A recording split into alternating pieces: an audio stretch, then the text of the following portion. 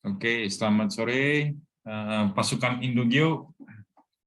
Hari ini kita akan membahas deposition environment, lingkungan pengendapan bahasa Indonesianya ya.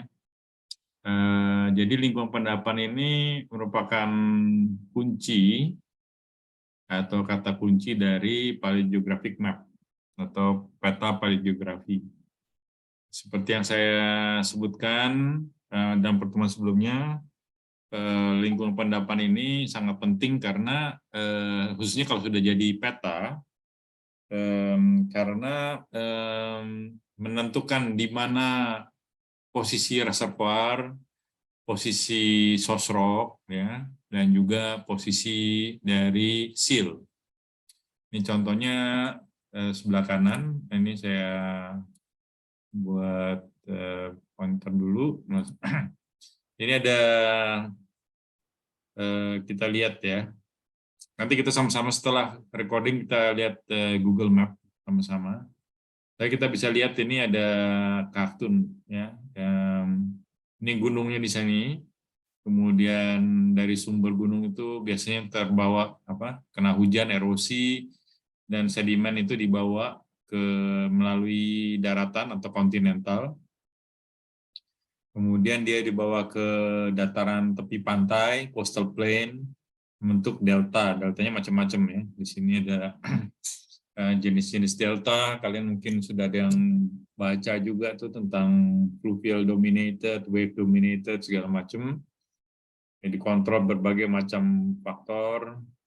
Kemudian ya ini garis pantainya nih, kadang-kadang kalau menarik garis pantai kalau di sebelah sini mudah, tapi kalau di sebelah sini kadang-kadang bingung. Di sini juga di delta ini juga kadang-kadang bingung di mana letak posisi garis pantai karena memang berubah-berubah ya, tergantung delta progradational system dan sea level change karena pasang surut ya. Tapi di sini namanya litoral. Ini yang berhubungan dengan pasang surut itu disebut litoral. Kebetulan saya pernah kerja di Mahakam Delta itu kita bisa lihat sampai ke agak ke atas ini juga air laut ini masih bisa naik ke atas. Jadi jenis tanamannya juga banyak yang berbeda ya, khususnya di sebelah sini ya. Itu banyak dipengaruhi kombinasi air laut dan air tawar. Itu artinya litoral, transisi. Berhubungan dengan tide pasang surut. Kemudian masuk ke water depth ya, ini neritic, middle neritic, outer neritic, basically pada dasarnya nih sampai 200 meter. Kalau kalian berenang, kalau kolam renang itu paling 5 meter tuh udah dalam banget ya. Nah, di sini kalau di delta ini 40 meter nih udah sangat dalam ya kalau mau berenang. Orang diving ini udah harus skill ya, harus punya alat. Jadi cukup dalam ini. Kemudian middle neritic ya 100 meter di sini sinar matahari masih bisa masuk ya. Outer neritic ini udah lebih dalam lagi. Jadi ujung-ujungnya 200 meter. Biasanya di sini kemudian masuk ke batial. Di sini sebetulnya slope agak landai terus kemudian masuk ke outer neritic ini udah mulai turun sampai ke batial, abyssal, satu lagi nanti ada hadal. Hadal kita jarang lihat lah, ribuan meter. Jadi nanti ada grafiknya. Jadi proses pengendapannya ada yang ya dengan water depth yang sama banyak sekali fitur-fitur ya di delta front. Ya, ini water depth-nya sama tapi prosesnya beda-beda. Kemudian middle neritic kadang-kadang ada plastik, kadang-kadang juga ada karbonat, ya, ada reef, ya. Ini juga reef. Kedalamannya juga macam-macam sampai, tapi biasanya nggak terlalu dalam. Kalau 200 meter itu kalau ada reef dia biasanya tenggelam dan dia nanti akan naik lagi, akan tumbuh ya, catch up. Kita tidak akan membahas lebih terlalu detail di sini karena waktu hanya 25,5 jam saya usahakan. Tapi ada dua hal yang ingin saya sampaikan. Jadi untuk membuat deposition environment itu biasanya berdasarkan water depth, ya. Littoral, oke, sorry, ini water depth ini karena ya water depth ini ada sublittoral atau neritik, ya, ini shallow marine.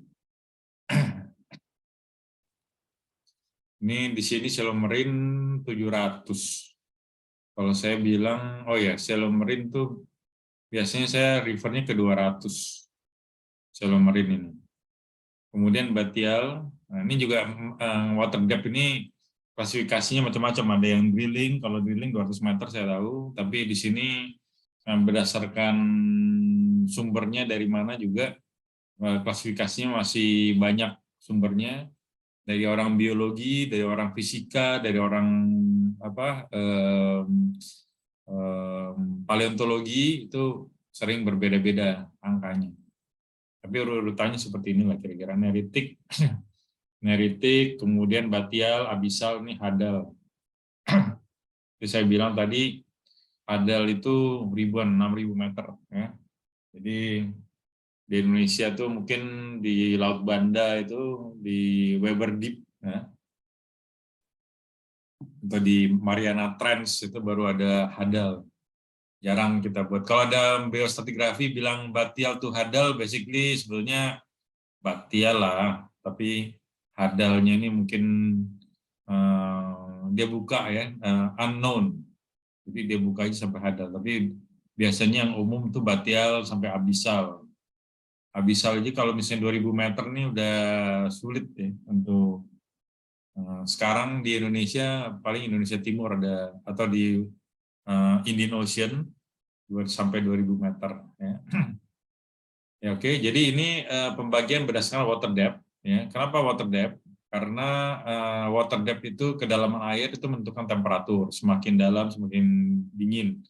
Di sini 10 derajat Celcius, 4 derajat Celcius, ini udah dekat-dekat titik nol nih kayaknya, udah 4 derajat Celcius, 2000-4000, ya. Tapi tentunya semuanya masih air, ya. Jadi tentunya tidak di bawah -4, ya, tapi sangat dingin, ya. Karena air laut, ya, karena air laut, jadi titik bekunya berbeda dengan air tawar. Kalau air tawar mungkin 0, di sini air laut bisa minus. Kemudian pressure, semakin dalam tentunya tekanan semakin tinggi, ya, karena beban ini air. Kalau kita bawa kolom air sebesar 6 km, ya itu sangat berat lah, ya. Bayangkan kalian punya pipa plastik yang ringan, tapi panjangnya 6 km, kamu isi air, ya pasti tekanannya tinggi, ya. Jadi hewan-hewannya yang di bawah ini juga, kalau ada hewan yang bisa tumbuh, yang bisa hidup, dia mempunyai tekanan badannya biasa dengan air yang tekanan tinggi. Jadi kalau ketemu kalian mancing ikan yang di abisal seperti ini, kalian bawa ke atas, ini badan tubuhnya nih bisa meletup, ya. Si ikan binatang tersebut dibawa ke 700 meter nih, karena dia udah biasa dapat tekanan tinggi, tiba-tiba tekanan jangankan dibawa ke permukaan, ya, ke water depth yang dekat ke sini aja dia bisa mati karena badannya meledak, ya, meletup. Ini pressure. Kemudian sunlight, tentunya semakin dalam semakin gelap. Jadi semakin gelap artinya apa? Semakin sulit untuk binatang tersebut mencari makanan, ya. Jadi yang semakin ke sini semakin sulit. Kemudian faktor-faktor ini menentukan, ya, ini tadi food distribution dan hence the living environment. Living environment tadi pressure, temperatur. Jadi ikan-ikan atau hewan-hewan yang tinggal di bawah 4 derajat Celcius, kalau dibawa ke permukaan ke 200 meter, wah ini gerah, ya, terlalu panas. Itu satu. Kemudian tekanan dari sini biasa ditekan masuk ke sini, dia ya terlalu banyak pressure yang akan keluar, jadi dia keluar. Dan sama juga ikan-ikan yang di atas ini, kalau kalian bawa ke bawah dia akan mati karena di sini kurang cahaya, tekanannya tinggi, Jangankan ikan, maksudnya ya ikan, maksud manusia juga ya. Kalau di bawah kapal selam itu paling di bawah sini aja, berapa ratus meter ini udah dalam sekali. Biasanya kayak nggak salah nih 200 meter ini udah dalam sekali ya. Laut Jawa kan 200 meter water depth-nya atau beberapa ratus meter ya. Jadi ini pembagian kedalaman berdasarkan water depth ya. Jadi dalam geologi kita bisa menentukan lingkungan endapan berdasarkan bentonik fosil. Jadi fosil-fosil hewan yang terendapkan. Ya. Jadi dari foram, sorry, benton, ini bukan foram tapi bentonik, ya bentonik foram. Bukan planktonik tapi bentonik, itu bisa kelihatan lingkungan endapannya seperti apa.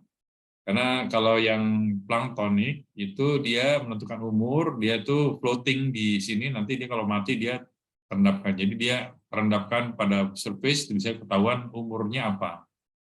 Tapi kalau untuk pengendapan ini lebih jadi jenis benton, binatang-binatang yang hidup di permukaan. Nah ini biota in tidal zone. Ini tidal saja yang pasang surut, binatangnya macam-macam, ada bintang laut, ada kerang-kerang, ini udah menentukan tide zone-nya. Sebagian dia bisa expose, seperti kerang-kerang di sini, dia di bawah sinar matahari pun masih bisa hidup, ya, tanpa air masih bisa hidup, gitu ya. Di sini. Tapi ada beberapa yang sangat sensitif. Ini kayak misalnya bintang laut, ada macam-macam nih, sea slug, timun laut nih. Atau beberapa jenis ini dia kalau expose kena energinya tinggi, tapi kalau terekspos ke bawah permukaan ke udara dia akan mati. Atau dia akan bergerak mencari air terus. Tapi beberapa jenis hewan bisa hidup di antara ini. Ini water depth juga. Ini dari 0 sampai 100 meter. Nah, ini kita lihat dari benton-bentonnya ini. Operculina ya, yang pernah ambil biostratigrafi, kita bisa lihat distribusinya. Nah, jadi kalau yang jenis-jenis apa dia akan, ini saya nggak ada indeksnya, tapi ini yang ungu ini heterostegina, yang ungu ini. Kemudian yang hijau ini operculina. Ini bisa semakin dilihat dari water depth-nya, ini dia distribusinya makin bisa kelihatan ya. Jadi kita bisa contoh ini operculina ini dia hidupnya hanya yang 100 meter sampai 20 meter udah susah nih ya. Tapi kalau yang heterostegina dia antara 20, 30, 40 masih lebih hidupnya lebih banyak. Kalau 80 meter dia lalap ini masuk di bawah air, tertimbun mati dia, tidak bisa hidup. Sementara yang Planostegina dia hanya hidup dari 50 meter ke bawah ya, ke dalam. Oke, itu tadi berdasarkan lingkungan endapan, berdasarkan water depth, ditentukan dari jenis hewannya. Nah, kalau kita di geologi kita lihat dari jenis-jenis binatang yang ditemukan ya dalam batuan sedimen tersebut. Biasanya andalan yang utama adalah foram, benton, ya. Kemudian ya itu satu tipe water environment based on water depth. Ya kemudian environment based on process. Nah ini prosesnya seperti yang gambar pertama tadi di title. Ini lingkungan endapan macam-macam, mulai dari glasial, aluvial. Ini di Indonesia yang sangat sulit. Ada karstik, ya ini gua-gua ada, persendai ada di Indonesia. Kemudian ada fluvial channel seperti ini, kemudian ada delta. Tentunya ada eolian, kalau kalian ke Jogja, Pantai Selatan, Pasir Putih, apa itu kadang-kadang ada ya, itu eolian dunes. Ya. Tidak banyak, tapi ada eolian dunes. Jadi tidak hanya di padang pasir, di tempat kita juga ada. Kemudian ini danau, lacustrine, kemudian ini evaporitik, ini ada di Indonesia tapi tidak banyak. Jadi seperti lacustrine, seperti danau, tapi mengering ya. Jadi biasanya ada endapan garam, evaporitik atau gypsum atau apa ini batunya, dari batu bisa tahu lingkungan endapan itu. Kemudian ini tidal ya, tidal pasang surut di sekitar pantai, di sekitar delta front, delta plain ya, delta frontnya di sebelah sini. Kemudian shelf ini paparan shallow marine. Kemudian ada reef, biasanya agak jauh dari delta. Kalau ada delta, si reefnya tidak tumbuh, ya, atau karbonatnya itu akan mati kalau terlalu banyak lumpur dari ini sedimen dari sungai. Nah, kemudian di sini ada continental margin. Nah, ini biasanya di sekitar 200 meter dia masuk ke slope. Kemudian di sini sampai ke 2000 meter. Di sini abyssal, hadalnya tidak ada. Kalau hadal dari sampai ribuan, 6.000 meter ya. Jadi water depth dan slope menentukan energy strength. Ya. Semakin slope-nya semakin terjal, seperti ini, dia energinya makin tinggi.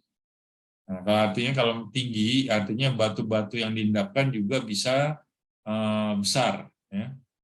Boulder atau bongkah-bongkah itu bisa besar ukurannya. Tapi kalau energinya kecil, dia paling bisa mengendapkan ukuran lempung, ya, lempung, sepi, ya, very fine sand itu masih bisa. Yang datar-datar seperti ini, ya, biasanya very fine sand. Jadi sediment distribution ini juga kita lihat penyebaran yang lateral biasanya ke kiri, ke kanan, ya, secara umum berapa besar, semakin banyak sedimen supply, tentunya semakin besar deltanya. Nah, semakin besar current, di sini ada longshore current, ada ombak, ada segala macam, dia menentukan ketebalan lebar dari beach. Ya. These factors control the environment cemetery features. Jadi ini salah satu ini mungkin ada faktor-faktor lain seperti angin dan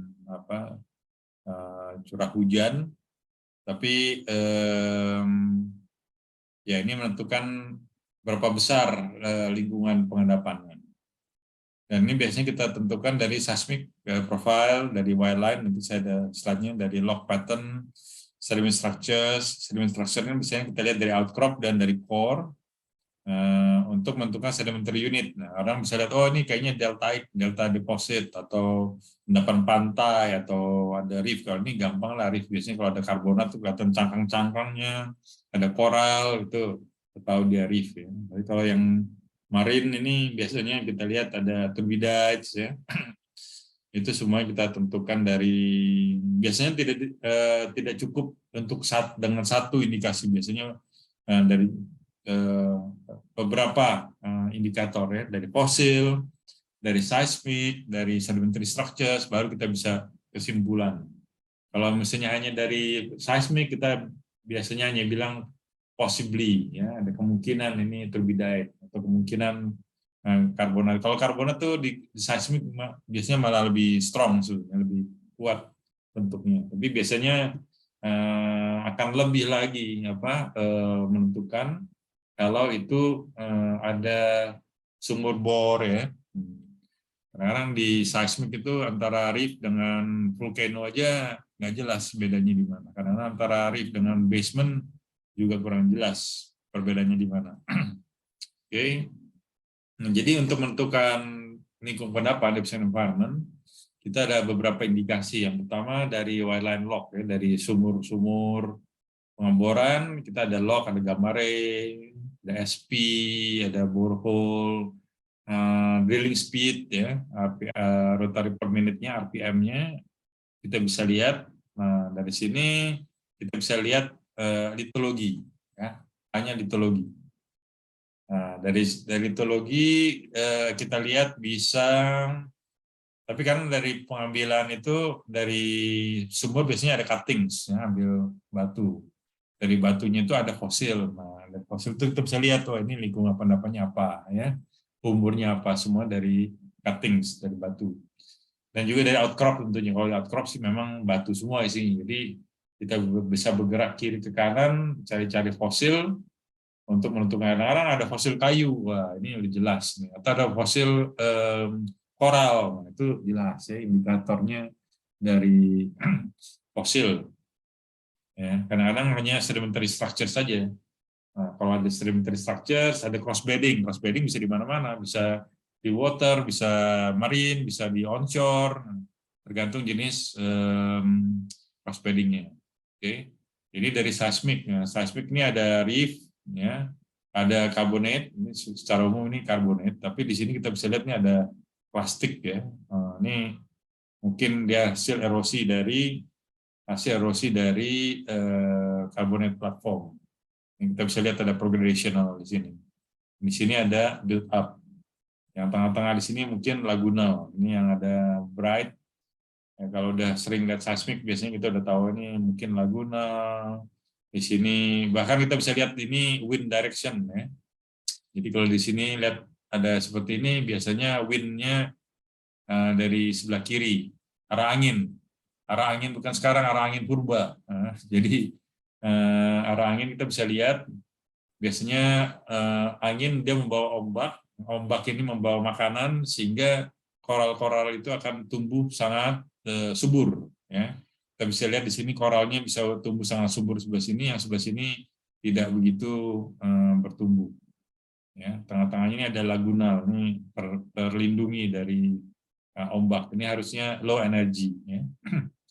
Oke, jadi untuk menentukan lingkungan endapan kita lihat dari wireline lock, dari outcrop, dari seismic, dari cuttings ya, dari batu-batu ini ada biostrat. Ya.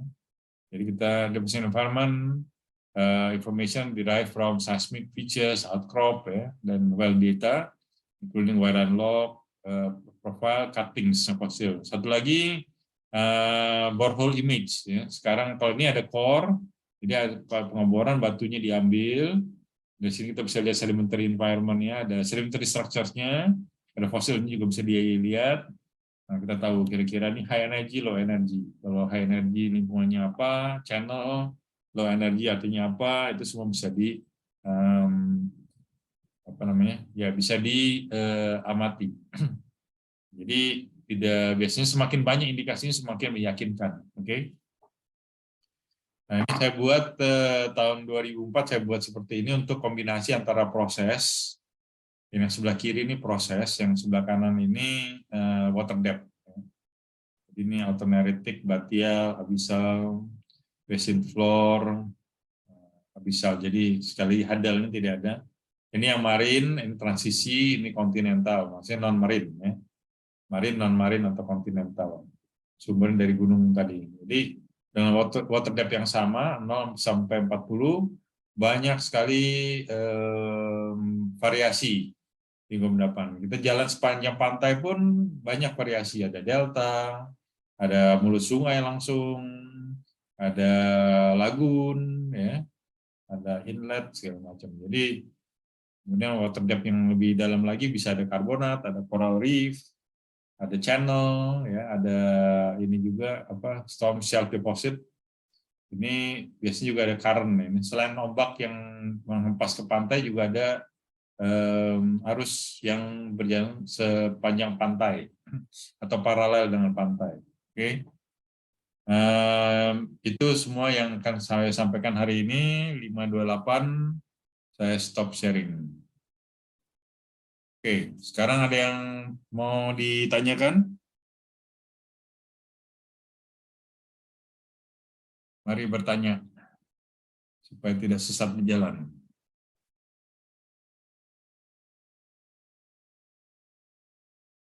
Sudah jelas. Mungkin ini pengulangan aja lah ya dari sudah pernah dapat di kampus mungkin ya.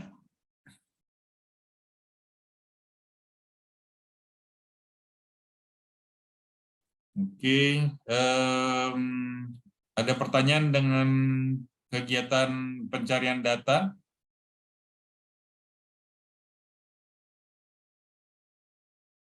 Pencarian data peta paleogeografi? Ada yang punya problem? Ada yang tidak berhasil mencari apapun? Kalau yang tidak berhasil mencari apapun, saya cari-cari nih IPA tidak ada. Oke, nggak apa-apa. Kasih tahu aja, nanti saya bantu. Pak, mohon maaf, Ya, ini saya silakan. Aulia dari Universitas Pertamina, eh, timnya dari 4R Sumatera Basin. Jadi Oke. untuk tim kami ini kebetulan datanya tidak terlalu banyak ya Pak. Jadi kami banyaknya ketemunya data-data lama, terus data seismik, kalau data sumur juga data sumurnya sumur lama gitu Pak. Terus kalau Ya, ya. untuk paleogeografi, belum ada nemu petanya sih Pak.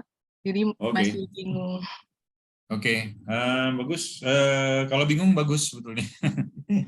Sebetulnya di Forak Sumatera itu nanti saya bantu untuk carikan petanya. Memang sumur-sumurnya sumur lama itu tidak aktif di eksplorasi. Tapi nanti saya bantu. Ada beberapa sumber, ada field trip guidebook dari NIAS, dari Semelwe. Itu kalau nggak salah tuh ada peta paleogeografinya. Dikumpulin nanti ya. Nanti saya sharing di Google Drive.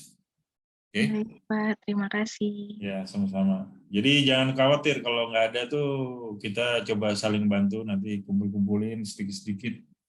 Nanti kalau sudah kita georeference. Sebetulnya dulu ada grup Indogeo juga yang bikin For Arc Sumatera. Dia coba bikin paleogeografi tapi interpretasinya terlalu jauh. Jadi kita coba harus semua interpretasi, paleogeografi kan itu sebenarnya interpretasi ya. Dan data-datanya memang terbatas, data seismik dan data sumur. Jadi kalau datanya tidak ada, kita harus buat titik-titik atau kasih tanda tanya. Oke, nanti saya coba, jangan malu-malu mengingatkan saya ya, Aulia ya. Soalnya habis meeting kayak gini saya juga kadang-kadang lupa. Tadi janjinya apa ya? Iya Pak, terima kasih. Oke, selain Aulia ada lagi pertanyaan? Ada pertanyaan-pertanyaan lain? Tadi yang apa data-data dari IPA kalian sudah bisa buka ya? Sudah Pak, sudah Pak. Sudah ya? Oke, good. Sebetulnya masih banyak yang lain. Nanti saya pelan-pelan kasih. Jadi ada peta-peta dari atau tapi biasanya yang backup basins ya, yang sudah producing itu ada atlas dari Becip dari orang Prancis. Itu juga atlasnya bagus-bagus. Tapi tidak mesti ada paleografi. Jadi saya lihat kebanyakan orang tuh cari struktur, cari anticline, cari trap ya.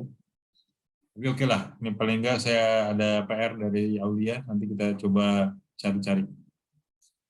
Oke, saya kasih 1 menit lagi. Kalau tidak ada pertanyaan, kita bisa sudahi pertemuan kita hari ini. Kalau ada pertanyaan, silakan. Pak, izin bertanya. Ya, silakan, Selin. Saya Selin dari Universitas Indonesia, dari tim Saus Makassar Basin. Masih sama, Pak. Kami berkendala untuk di peta paleogeografinya, tapi mau tanya juga, kami menemukan data terkait di positional modelnya, namun data yang kami dapatkan itu dia per sequence atau per formasi gitu, Pak. Itu masih masuk ke kriteria nggak, Pak? Masih boleh dimasukkan atau gimana ya? Masih. Ya. Oh, Jadi iya. itu memang kenyataan hidup dalam geologi. Kadang-kadang orang refer ke waktu upper Miocene, middle Miocene, atau seperti itu, atau juga formasi ya, berdasarkan formasi. Jadi kita nanti harus menerjemahkan. Nah, itu kita yang punya authority untuk menerjemahkan. Ada formasi Warukin. Warukin itu Oligocene misalnya kan. Jadi kalian harus masukin ke Oligocene. Jadi groupingnya itu yang bikin juga geologis soalnya. Jadi yang bisa menerjemahkan hanya kita, orang-orang geologis, ya, geoscientist lah. Ya, nanti saya akan cross check. Gini aja, kalian bikin satu PowerPoint-nya nanti bisa diupload. Kalian, saya mau lihat apa yang sudah terkumpul supaya nggak jadi 2 kali kerja. Nanti saya kasih, oh udah yang ini Pak, udah ada nih ya. Jadi 2 kali kerja kan. Kalian kalau nggak ada, kosongin nggak apa-apa. Kasih note di situ di PowerPoint. Kesulitan mencari data, gitu kan. Atau tadi Selin bilang mempertanyakan nama formasi ini apa bisa atau tidak. Gitu. Nanti saya cek. Oh iya.